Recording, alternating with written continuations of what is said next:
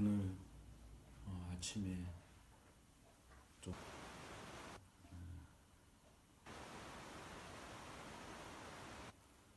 좀 소란스러웠다고 해야 되나 좀 그랬어요.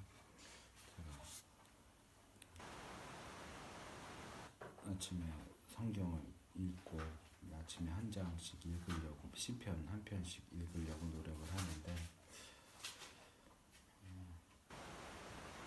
눈 상태가 안 좋아서 읽는데 조금 어려움이 있고, 그래서 혹시나 해서 확인을 해봤더니 제가 이제 설교하려고 핸드폰에 메모해 놓은 그 에버노트라고 하는 프로그램인데 그 내용이 볼 수가 없는 거예요. 보이지가 않아요.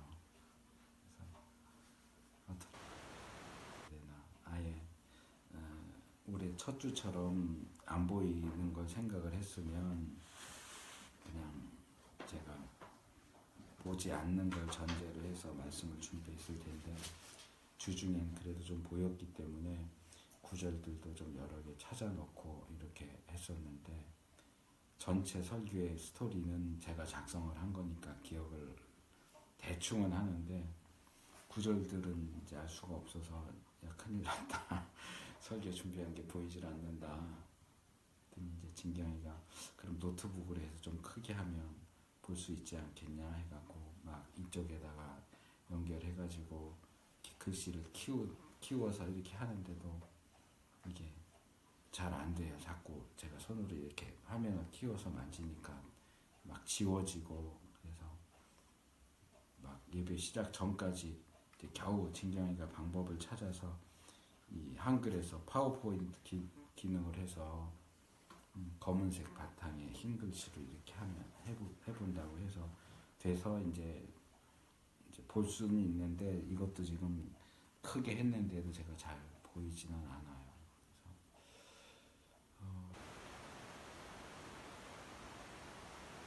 말씀이 어제 우리 교회 카톡방에 보낸 것처럼 지금 읽은 데살로니가 전서 3장 3절 말씀 기본으로 해서 요동이라고 하는 제목의 말씀을 준비했어요. 할 때 그 요동이 아니고, 이제 지금 형도님은 개정 성경을 읽으시는 것 같으니까 흔들리지 않게 뭐 이렇게 읽으셨던 것 같은데, 이제 개역 성경은 요동하지 않게 이렇게 돼 있어요. 그래서 이제 쉽게 말하면 흔들린다.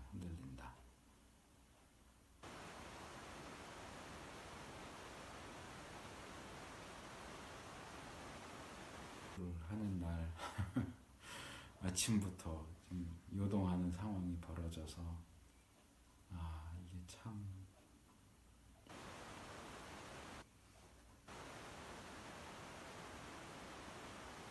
조금 소란스럽긴 했는데 요동을 하지는 않았어요. 제가 어제도 아침에 같이 가족들하고 성경 읽고 이렇게 돌아가면서 기도하고 그러면서 그동안 눈 때문에 특별히 좀 마음이 많이 힘들었고 그랬는데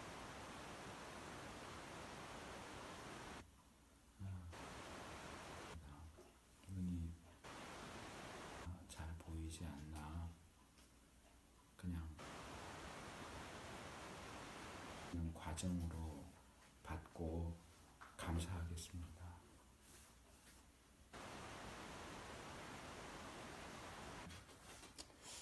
그렇게 고백을 해서 그런지 마음을 그렇게 먹어서 그런지는 모르겠는데,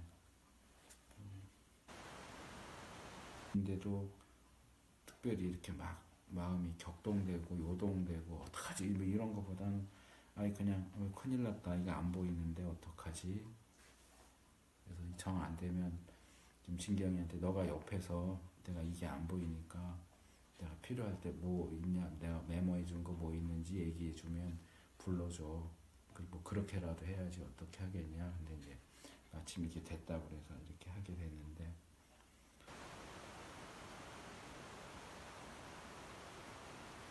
시작을 하겠습니다. 지난 주간에 날이 좀 많이 추웠어요. 그래서 제가 보통은 이제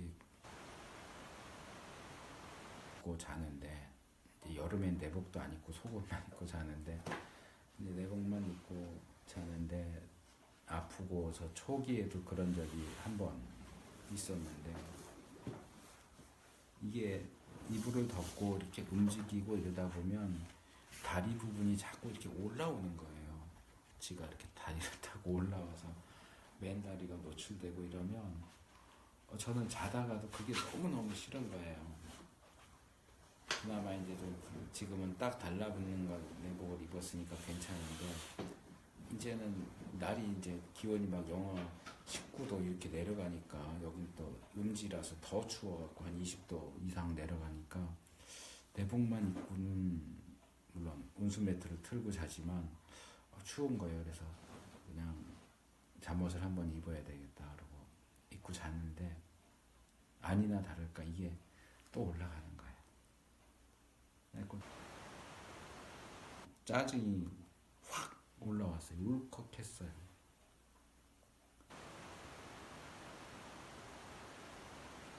안 그러고 눈이 잘 안 보이게 됐을 때도 힘들긴 했지만 막 그렇게 울컥하지 않았는데, 오히려 그런 큰 일보다도 이런 사소한 일에 무너져서 울컥하는 저의 모습을 보면서 내가 왜 이럴까, 이거 자다가 옷이 다리로 말려 올라오는 게 그렇게 막 울컥하고, 하나님은 도대체 나한테 왜 그러세요? 힘들어 죽겠어요. 눈이 안 보이면 그거 갖고는 또 그렇게 울컥 안 하면서도, 이 바지, 잠옷 바지가 다리 위로 올라오는 것 갖고는 막 울컥해, 막 격동이 돼가지고 막 화가 막 머리끝까지 치솟아 오르는 거예요. 이거 어떻게 마음을 좀 진정을 해야 되겠는데, 이것저것 다른 것을 하다가, 자, 유튜브 이제 잘 안 보이니까 거의 듣는 쪽으로 성경도 듣고 찬송도 듣고, 유튜브 찬양을 이제 뭘 골라서 들을 수는 없으니까 대충 이렇게 봐가지고 뭐 이제 묶음으로 한 1시간, 2시간 이렇게 계속 다른 찬양 쭉 나오는 거 이제 틀었는데, 마침 송정미 사모가 부른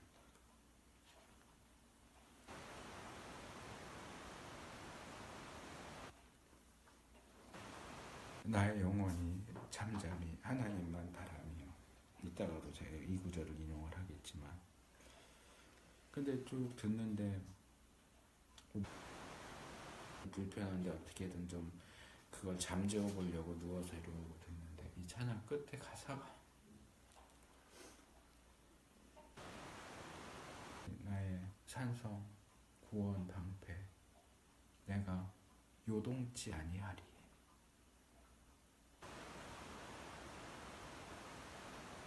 내가 요동치 아니하리라는 가사에 마음이 확 와닿았어요. 아,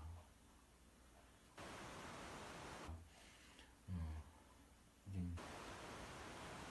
봐요. 제가 지난주에 뭐 설교했죠?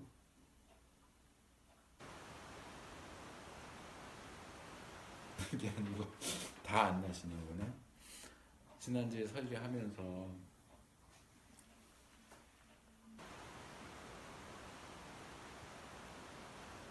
깨끗함에 대한 내용, 원래 준비했던 거 깨끗함에 대한 내용을 할 것 같습니다 했는데, 다음 주에 이 요동에 대한 설교를 해야 되겠다 하는 생각이 들었어요. 그러면서 이제 동시에 떠오른 게 이제 우리 찬송가 475장. 근데 이제 이것도 당장 확인이 안 되니까 어렴풋이 기억나는 게 이거예요. 이 세상은 요동하나 하나님은 요동하지 않으신다, 뭐 이런 가사일 것 같아요. 근데 나중에 찾아보니까 아니더라고요. 이 세상은 요동하나가 아니고 이 세상은 요란하나. 이 세상은 요란하나.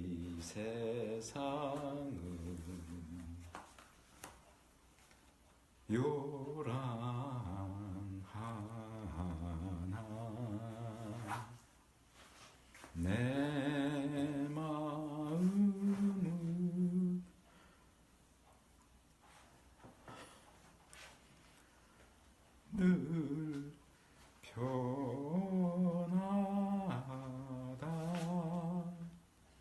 이건데 제가 혼자 막 가사를 만든 거예요.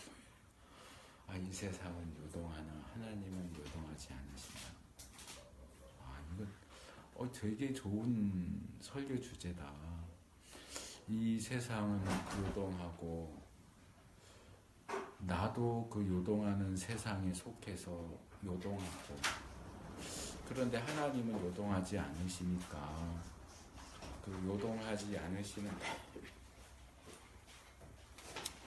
하나님을 딱 붙잡고 하나님 앞에만 매달려 있으면 요동하지 않는다. 아, 이거 되게 좋은 설교 메시지다.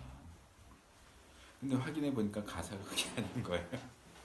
물론 내용을 더 이렇게 깊이 보면 사실은 그 내용이기는 해요. 이 세상은 요란한데 내 마음이 왜 평안하냐. 예수님을 붙드니까 평안하다, 그런 내용이에요. 그래서 어쨌든 뭐 찬송가 가사는 다른데, 제가 생각했던 거랑 다른데 이 성경이 제시하는 기본적인 메시지는 같으니까, 아, 그럼 그냥 이걸로 가자. 그러면서 이 성경에 나오는, 개역 성경에 나오는 요동이라는 단어가 나오는 구절들, 그때는 이제 제가 조금 눈이 보여서 요동이라는 단어를 쭉 이제 찾아보고 그 중에 몇 개를 선택하고, 구약에는 좀 여러 개 나오는데 신약에는 그렇게 많이 안 나오더라고요. 그래서 이제 신약에 있는 아까 우리가 읽은 데살로니가 전서 3장 3절 말씀을 이제 본문으로 선택을 했죠. 누구든지 이 여러 환난 중에 요동치 않게 하려 함이라. 뭐 뒤에 하반절은 그냥, 하반절도 의미심장하긴 해요. 우리로 이것을 당하게 세우신 줄을 너희가 친히 알리라. 이 구절만 가지고 다뤘다면 이것을 위해서, 환난과 요동치 않음을 위해서 우리를 세우셨다. 이것도 아주 우리가 깊이 묵상할 필요가 있는 말씀이라고 생각이 되는데, 이제 거기까지는 제가 안 하고 환난 중에 요동하지 않게 하려 하신다. 요거만, 요 구절만 갖다가 이제 쓰려고 이 구절을 선택을 했고요. 사실 이 환난 중에 요동하지 않게라고 하는 이 구절이 이야기하는 것처럼, 사실 누구든지 환난을 당하면 요동하게 되어 있어요.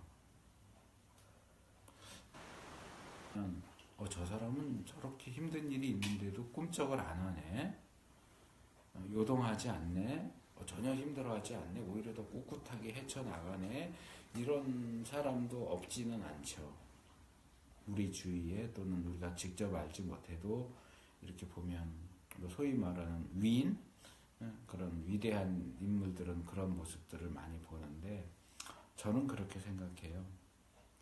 요동하지 않는 척하는 사람은 있지만 요동하지 않는 사람은 없다. 제가 뭐 그 사람들을 깔아내리려고 하는 얘기는 아니고요.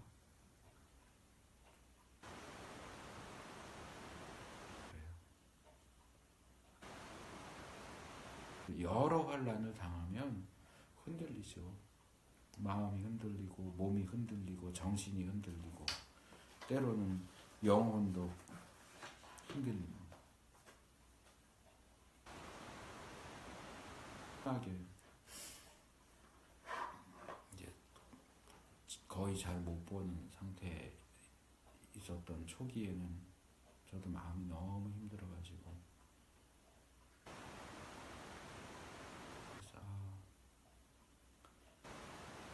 왔을 때는 시편 말씀 이렇게 들으면서, 아, 내가 이걸로 죽지는 않겠구나. 내가 이렇게 아픈 상태로 계속되지는 않겠구나. 하나님이 날 고치실 거고 새롭게 하시려고 이렇게 하시는구나 하는 그 확신을 가졌고, 그래서 뭐 불안하거나 그렇지 않게 왔는데, 뭐 눈이 안 보이는 지금도 마찬가지예요. 이러다가 내가 아주 장님이 되는 건 아닌가, 이런 생각은 아니에요. 당장 안 보이니까 불편한 거지, 뭐 의사들을 통해서든지 뭐 그렇지 않으면 또 다른 방법을 통해서든지 결국은 하나님이 볼 수 있게 하실 거라고 믿어요. 그런데 이제 중간중간 마음이 너무 힘드니까 죽으면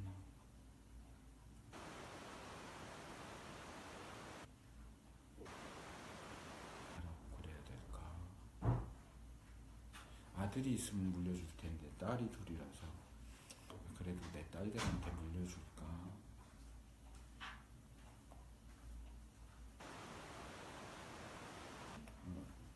아프다고 사람들이 이렇게 부조해 준 거 어디에 봉지에 넣어놨는데 이걸 돈 거기 있다고 얘기하고 뭐 이래야 되겠다.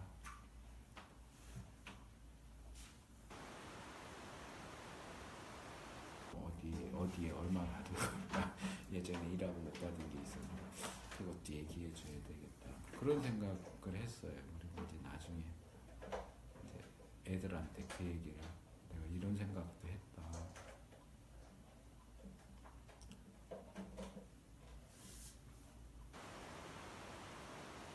그랬더니 이게 요즘 제가 가장 많이 근심하는 건 사실 제 몸 회복되는 것도 있지만 진경이 때문에 걱정이에요.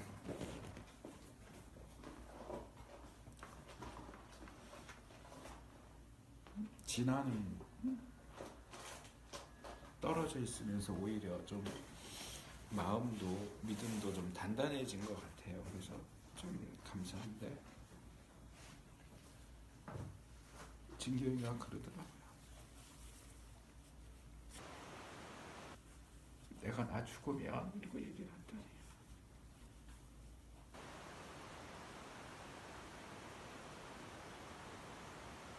하고 나 아빠가 죽으면 나는 계속 믿을 수 없을 것 같다고.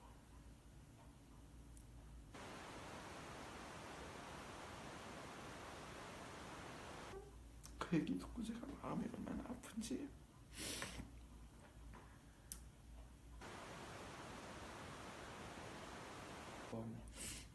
몇 번 말씀드린 것 같지만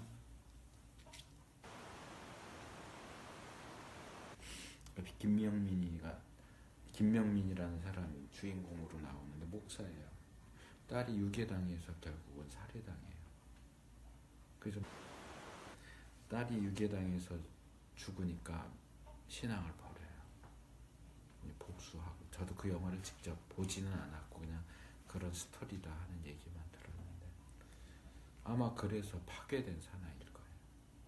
파괴된 거예요. 자기가 받아들일 수 없는 상황이 일어나니까 결국엔 하나님에 대한 신앙도 버리게 되는.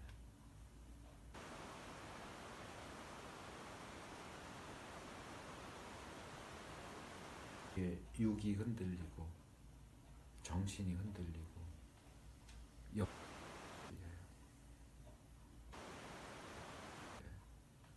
그렇게 잘 믿었다고 하는 사람도 그 신앙을 잃어버리는 일들이 일어나게 되기도 해요.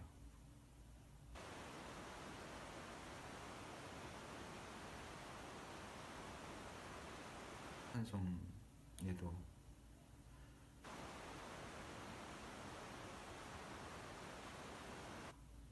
만경장파 망망한 바다에 외로운 배 한 척이 떠나가니 위태하구나.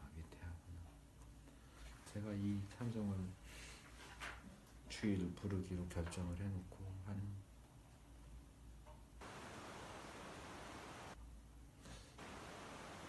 일이나 수요일부터 그냥 밤새 들어요. 이 찬을 틀어놓고 자면서도 계속 틀어놓고 들어요. 좋은 배가 나다. 이 나다. 바람이 무섭게 몰아치고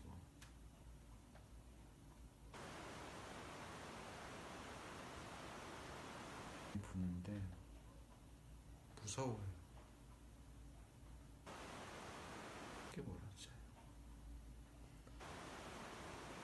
물 성난 파도 일대에 저 뱃사공 어쩔 줄 몰라 하니 아 가련하구나 가련.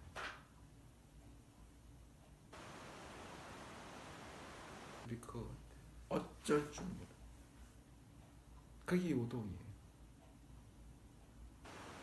그게 무서움 때문에 어쩔 줄을 몰라요. 어떻게 해야 할지를 모르고 어떻게 할 수도 없고 그냥 그 풍랑, 성난 풍랑 속에 일엽편주 타고서 물결 치는 대로 바람 부는 대로 휩쓸려 가는 거 외에는 없어요. 당장이라도 배가 뒤집히면 바다에 빠져 죽을 텐데 어떠한 조처도 어떠한 안전을 위한 조처도 취할 수 없어요.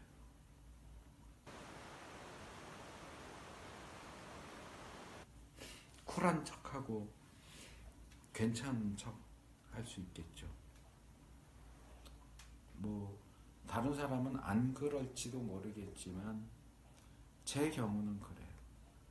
제가 처음 뇌경색 오고도 특별히 더 그랬고 눈 아프면서는 좀 많이 약해졌는데 뭐 뇌경색 와도 뭐 하나님 결국 고치실 거니까 괜찮아. 뭐 나 그렇게 힘들지 않아. 몸은 불편하긴 하지만 뭐 고쳐주실 거야. 괜찮은 척하고 쿨한 척하고 그러는데도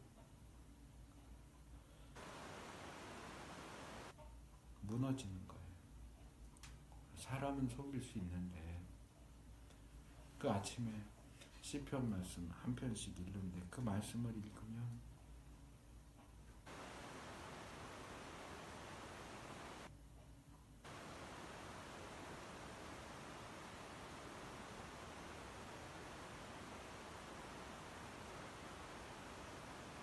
부르면서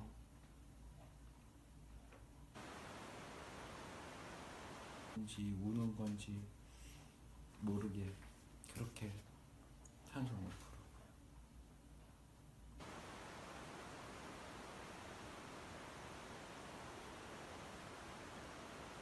수가 없었어요.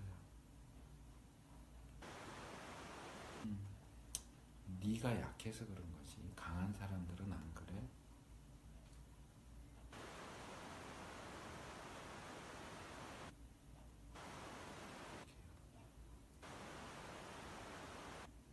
죄송한 예지만 두 개의 예를 생각을 했어요. 욥은 어떨까? 욥은 정말 재산 다 잃어버리고 자식 다 죽고 병에 걸려서 죽게 된 상황에서 욥은 요동하지 않았을까요? 예, 그렇게 대답할 수도 있어요. 근데 그렇게 대답하는 분은 욥기를 1장, 2장하고 마지막 장만 읽은 분이에요.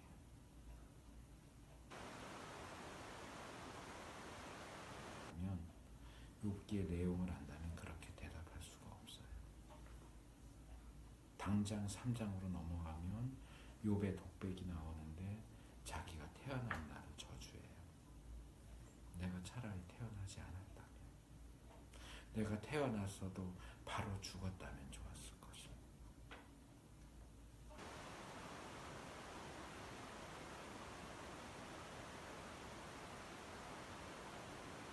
그래서 제가 죄송하다고, 예수님을 이런 예에 들어서 참 죄송한데, 겟세마네에서 기도하실 때 어땠어요? 복음서에는 그 떨어지는 땀이 피같이 떨어졌다 이렇게만 기록을 하지만 히브리서에 보면 겟세마네 기도에 대해서 소개하면서 심한 눈물과 통곡으로 살려달라고 기도했다. 예수님이요? 예수님 정도 되면 사실 예수님만큼 요동하지 않을 수 있는 분이 누가 있었겠어요? 예수님은 죽음 앞에 이 가장 혹독한 죽음의 방법인 십자가 앞에서 심한 눈물과 통곡으로 자신을 구해달라고 기도하셨다고 성경이 기록해요. 저는 환난 가운데서 요동하지 않을 수 있는 인간은 없다라고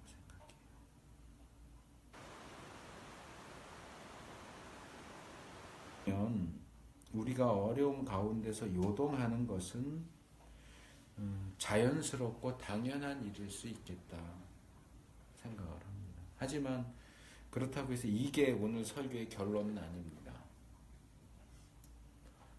사람이라면 환난 가운데서 요동하는 것이 당연한 일이지만 성경은 하고 요동하지 않을 수 있다고 말합니다. 아까 우리가 읽은 데살로니가전서 3장 3절에도 여러 환난 가운데 요동하지 않게 하려 함이라.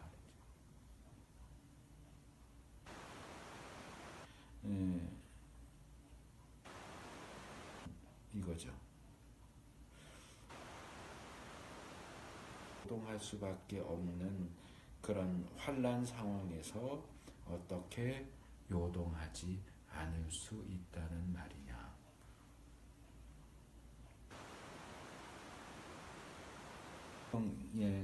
그 개역 성경에 요동이라는 단어가 나오는 구절들을 쭉 살펴봤다고 말씀드렸잖아요. 근데 성경에 특히 구약에 이 요동과 관련된 본문들이 꽤 많이 나오더라고요. 근데 그 중에 몇 개만 추려봤어요. 찾아서 좀 같이 읽었으면 좋겠는데요. 먼저 시편 46편 3절입니다. 시편 46편 3절. 뭐 가지고 계신 번역본이 좀 달라도 그냥 큰 소리로 읽으세요. 또 같은 내용이니까. 시편 46편 3절 같이 읽습니다. 바닷물이 흉흉하고 뛰놀든지 그것이 넘침으로 산이 요동할지라도 우리는 두려워 아니하리로다. 여기서 요동은 우리가 요동하는 게 아니고 바닷물과 산이 요동한다 그랬죠. 근데 바닷물이 요동하고 산이 요동하는데도 그것에 비하면 너무나 한없이 작은 인간이 두려워하지 않는다. 뭐 바꿔 말하면 요동하지 않는다.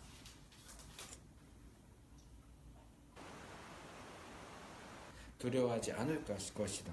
어떻게? 자, 다시 시편의 두 구절을 더 읽어봐요. 이번엔 62편 2절입니다. 시편 62편 2절. 이게 아까 제가 소개했던 송정미 사모가 불렀던 그 찬송 이 구절을 가지고 한 거예요. 자, 시편 62편 2절 읽습니다. 오직 저만 나의 반석이시요 나의 구원이시요 나의 산성이시니 내가 크게 요동치 아니하리로다. 아멘. 이 구절은 오직 하나님께서만 우리의 반석과 구원과 산성이시기 때문에 우리가 요동하지 않는다 고백합니다. 뭐 좀 더 정확히 말하면 크게 요동하지 않는다 이렇게 되어 있죠. 그래서 이게 또 보기에 따라서 이게 우리가 조금은 요동할 수 있지만 크게는 안 한다 이렇게 읽을 수도 있겠지만 뭐 어떻게 보면 그것도 아주 틀리다고 생각이 들지는 않지만 성경 전체가 이런 주제와 관련해서 제시하는 메시지를 보면 그냥 크다 작다 보다는 그냥 요동하지 않는다 하는 사실을 강조해서 표현하는 거라고 생각이 들어요. 자, 한 곳 더요. 이번엔 앞으로 좀 와서 시편 16편 8절.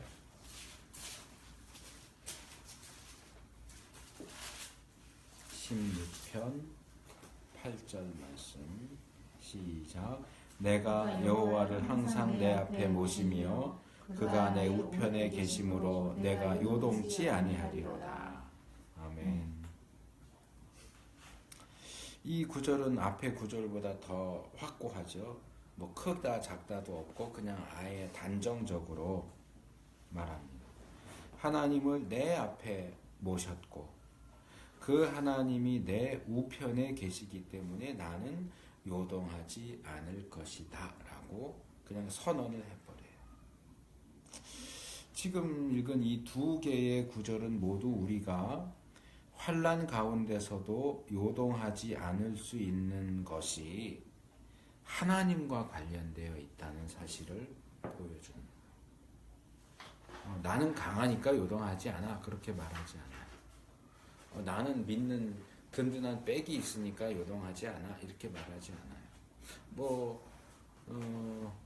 그거는 좀 통할 수 있겠네요. 그 든든한 백이 하나님이라고 한다면 하나님이 우리의 반석이 되시고 하나님이 우리의 구원이 되시고 하나님이 우리의 요새가 되시기에 우리는 요동하지 않을 수 있습니다. 우리가 하나님을 우리 앞에 모시고 하나님이 우리 우편에 계시면 요동하지 않을 수 있습니다. 놀라운 것은 이것들보다 더 확고한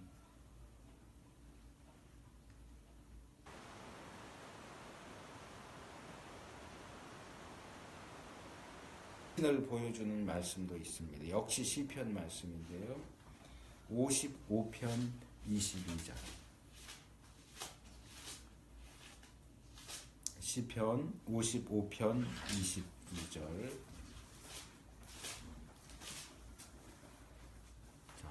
있습니다.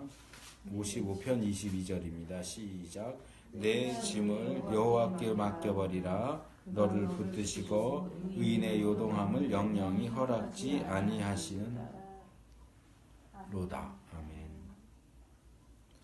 자, 우리가 환난 상황에서 우리의 짐을 하나님께 맡겨버린다면, 전 이 표현도 참 좋아요. 그냥 맡긴다가 아니고 맡겨버린다. 이제 저희 집사람이 가끔 가다가 제가 설교할 때 쓰는 표현들이 가끔 조금 원색적이고 거칠다고 얘기를 하긴 하는데, 근데 저는 무의식 중에 하는 것도 있을 수 있는데 또 어느 정도는 의식적으로 써요. 왜냐하면 저는 이 말을 전달하는 데 있어서 더 정확한 표현, 더 생생하고 강한 표현을 선호하기 때문에 지금 이 경우에도 그냥 맡겨라 하는 것보다 맡겨버리라 이게 더 확 와닿거든요.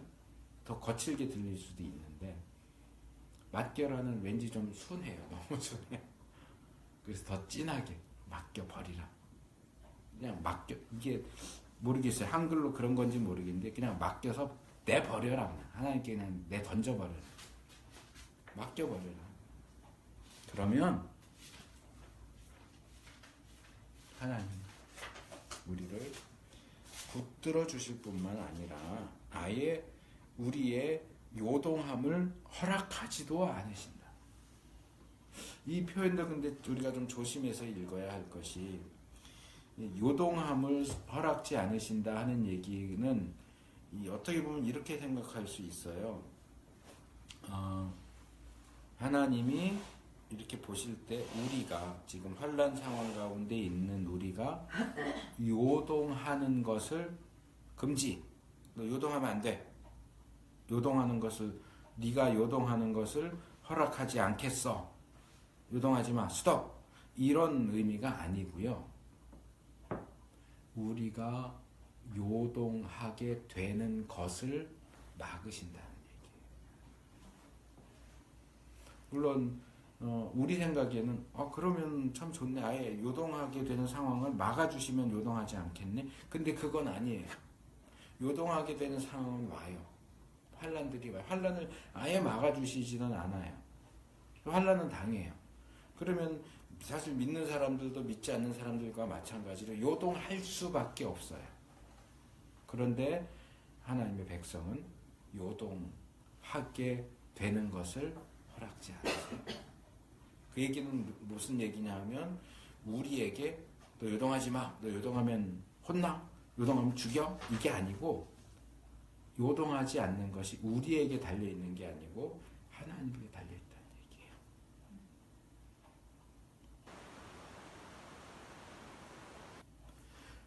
흔들리는 우리를 하나님이 꽉 붙잡으셔서 요동하지 않게 하신단 말이에요.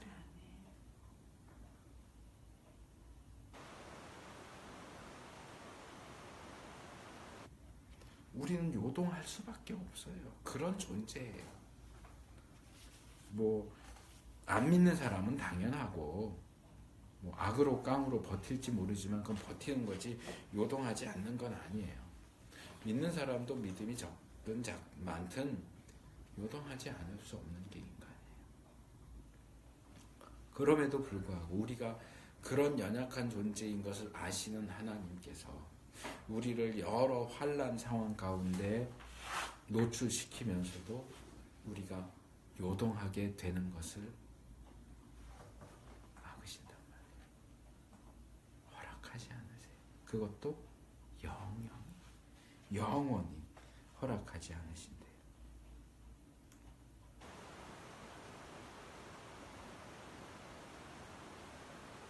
그렇다고 해서 이 말씀이 그럼 우리는 아무것도 하지 않아도 되겠네. 하나님이 나를 붙잡아 주실 거니까. 하나님이 날 요동하지 않게 해주실 거니까 난 아무것도 하지 않아도 요동하지 않게 되겠네. 그런 얘기를 하고 있는 건 또 아니에요. 이제 먼 말씀을 보겠는데요. 참 희한하게 제가 말씀을 이제 주간 중에 계속 이렇게 나눠서 준비했는데 이 구절을 제가 미리 이렇게 다 해놨었어요. 찾아봤었는데 토요일날 가족들 토요일날은 가족들이 함께 기도했고 금요일인가 목요일인가 저녁에 이제 저희 집사람이 제가 눈이 좀 많이 안 보인다 그랬더니 저를 이렇게 뒤에서 안고 기도를 한참 해줬어요. 그러느라고 제 머리에다 콧물도 막 다 흘리고 그랬는데 기도하면서 이 구절을 몇 개 제가 준비한 그 메시지에 나오는 구절을 몇 개를 이제 인용하면서 기도를 하더라고요. 잠언 24장 10절 찾으셨죠? 제가 장절을 얘기 안 했네요. 잠언 24장 10절. 여기는 이제 요동이라는 단어는 안 나오는데 잠언 24장 10절 같이 읽습니다. 내가 만일 환난 날에 낙담하면 내 힘의 미약함을 보임이니라. 이 구절은요, 우리에게 환난 날에 낙담한다면 저는 이 낙담을 요동으로 바꿔도 상관없을 것 같다고 생각해요. 우리가 환난을 당하는 날에 낙담하고 또는 요동함으로써 우리 힘의 미약함을 나타내지 말아라. 너가 약하다고 해도 그렇게 낙담하고 요동함으로써 너가 약하다는 사실을 나타내지 말아라 이야기해요. 그럼 약한데 낙담할 수밖에 없지. 약한데 요동할 수밖에 없지. 물론 우리는 약해요. 힘이 약해요. 그런데 우리가 혼자 있는 게 아니잖아요. 하나님이 우리 앞에 우리 우편에 계시는데 마치 우리가 하나님이 없는 사람들인 것처럼 하나님이 붙들어 주시지 않는 사람인 것처럼 하나님을 모르는 사람인 것처럼 낙담하고 요동하는 것은 그건 아니다.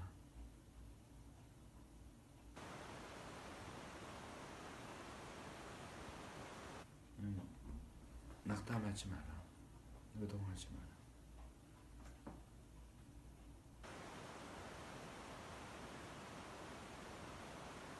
우리가 처음 던졌던 질문으로 다시 돌아오게 되죠. 어떻게 환난 중에 요동하지 않을 수 있겠느냐?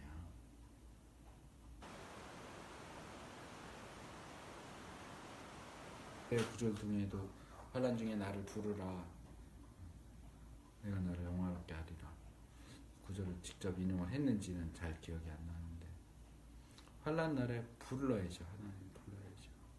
근데 하나님 편에서 하시는 일은 어느 정도 얘기했으니까 이제 결론적으로 그리고 실천적으로 어떻게 우리가 하나님과 함께 함으로 환난 중에도 요동하지 않을 수 있는지에 대한 성경의 교훈을 이 세 개의 구절을 함께 읽고 결론적으로 말씀을 드리려고 합니다. 첫 번째 읽을 구절은 룻기 1장 14절입니다.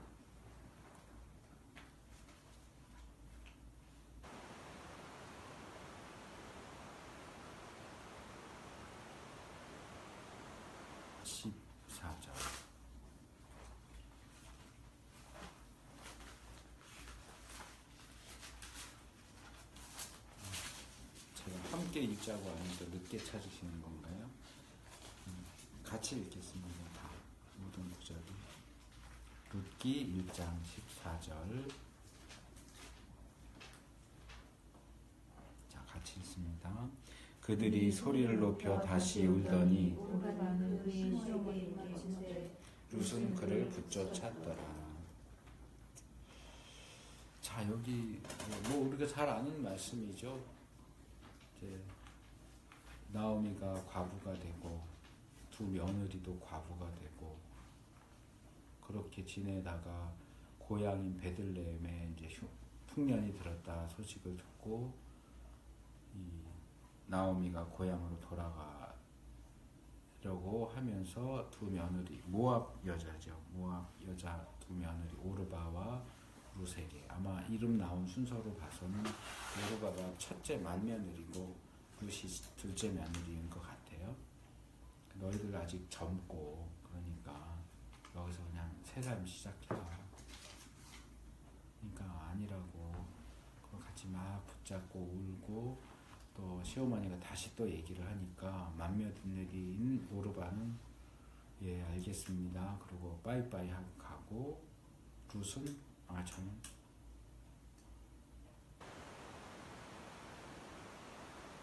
어머니가 떨어지지 않겠습니다. 어머니 하나님이 내 하나님이 되고 어머니의 백성이 내 백성이 되고 그 고백을 하면서 그 어머니와 함께 어머니의 고향으로 돌아오는데 그 장면을 묘사하는 중에 룻은 그러니까 나오미를 붙쫓았더라. 이 우리가 일상적으로 안 쓰는 표현이죠. 붙쫓았다. 이 붙쫓았다는 아마 붙잡았다와 따라갔다, 쫓아갔다를 아마 합성으로 해서 만든 표현인 것 같은데 좀 희한한 표현이죠. 근데 이 붙쫓았더라라는 이 표현은 를 번역해 놓은 건데 한 구절을 더 읽고 그 히브리어를 제가 소개를 할게요. 창세기 2장 24절입니다. 창세기 2장 24절. 우리가 잘 아는 구절입니다. 시작. 이러므로 남자가 부모를 떠나 그 아내와 연합하여 둘이 한 몸을 이룰지로다. 여기 붙쫓았더라는 안 나오죠. 룻기에 나오는 붙쫓았더라와 여기 창세기에 나오는 연합하여가 같은 히브리 단어를 번역한 겁니다. 전혀 다르죠. 이게 히브리어로 다바크라는 단어예요. 다바크. 이 다바크의 뜻을 보면 매달린다, 딱 달라붙는다, 붙인다 가깝게 지낸다, 가까운 사이를 유지한다, 뭐 이런 뜻이에요. 그래 보통 창세기, 지금 읽은 창세기 2장 24절 말씀, 부부의 연합을 설명할 때 이 표현들을 이제 쓰는데 저는 이게 참 좋다고 생각해요. 이건 어떤 거냐? 종이 두 장이 있습니다. 종이 두 장에 풀칠을 해서 딱 붙여놓은 거예요. 그게 연합이에요. 그게 다바크예요. 이혼도 많이 하고, 뭐 목사님들 가운데도 뭐 이혼을 얘기하는 사람도 있지만, 성경은 말라기에 보면 분명히 이혼하는 것을 하나님 미워하신다 이렇게 되어 있죠.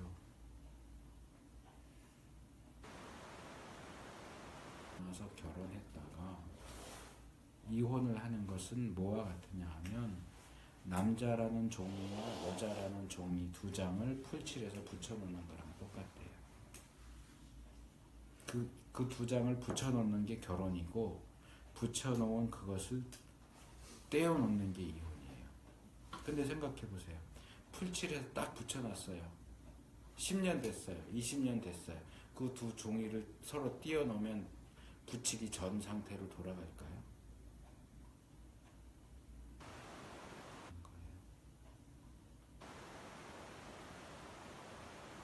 돌아갈 수가 없어요. 라는 게 그런 거예요.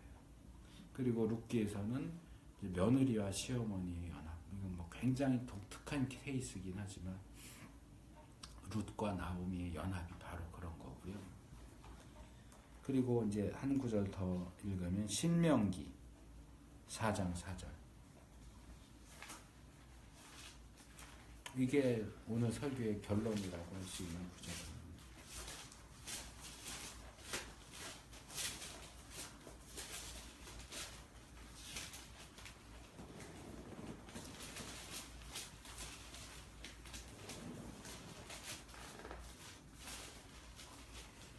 신명기 4장 4절 조금 천천히 그 내용을 생각하시면서 읽었으면 좋겠습니다. 오직 너희의 하나님 여호와께 붙어 떠나지 않은 너희는 오늘까지 다 생존하였느니라. 자, 여기에 뭔지 알겠죠? 같은 다바크가 사용됐어요. 붙어. 근데 어디에 붙었어요? 하나님 여호와께 붙었어요. 하나님 여호와께 딱 붙어서, 매달려서 딱 붙어서 찰떡같이, 껌딱지같이 순간 접착제든 뭐든 세계 최고로 강한 접착제로 붙여놓은 것처럼 딱 달라붙어서 떨어지지 않은 사람은 오늘까지 생존했다. 여기선 생존을 얘기했지만 저는 그렇게 하나님께 딱 붙어 있으면 유동하지 않을 수 있다.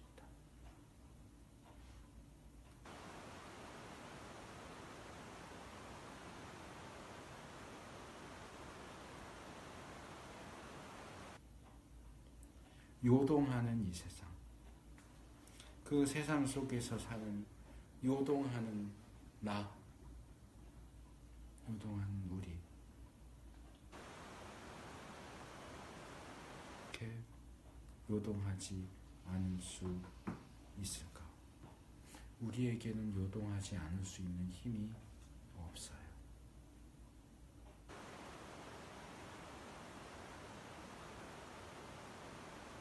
우리는 요동하지 않으시는 하나님이 있어요. 그러니까 우리가 요동하지 않을 수 있는 유일한 방법은 요동하지 않으시는 하나님을 꽉 붙잡고 그분께 매달려서 그분께 착 달라붙어서 그렇게 있지 않고서는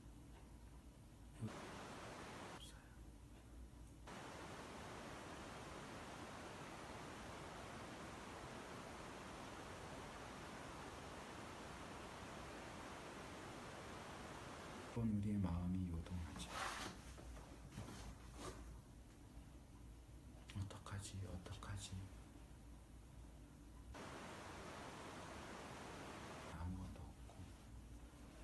할 수 있는 노력 이것저것 다 해봐도 문제는 해결되지 않고,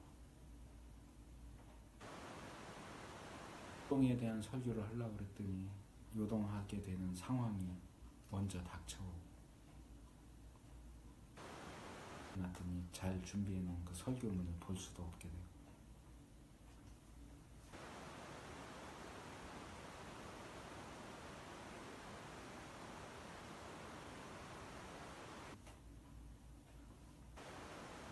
하지도 않고 요동되지도 않아요. 편해요.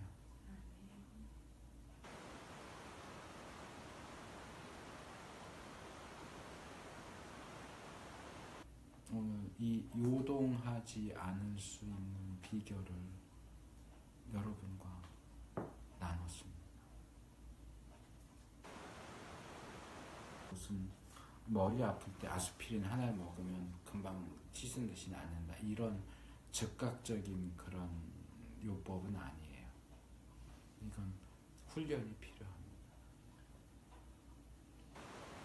필요하고 하나님의 역사하심이 우리 가운데 있을 때에야 효과가 있겠죠.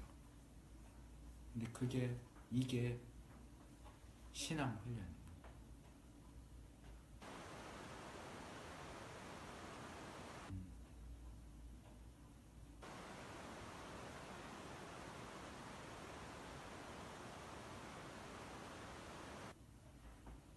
예상치 않았던,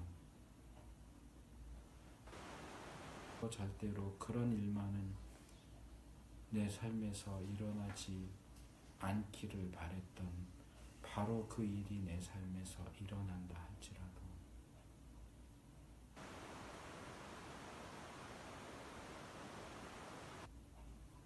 하나님을 떠나지 않을 것입니다.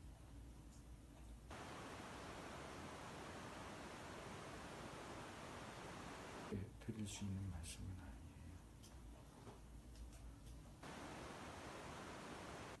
그게 진짜 믿음입니다.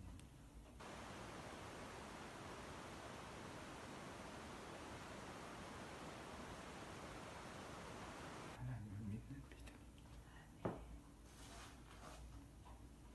그게 진짜 요동하지 않으시는 하나님을 믿는 사람의 모습입니다.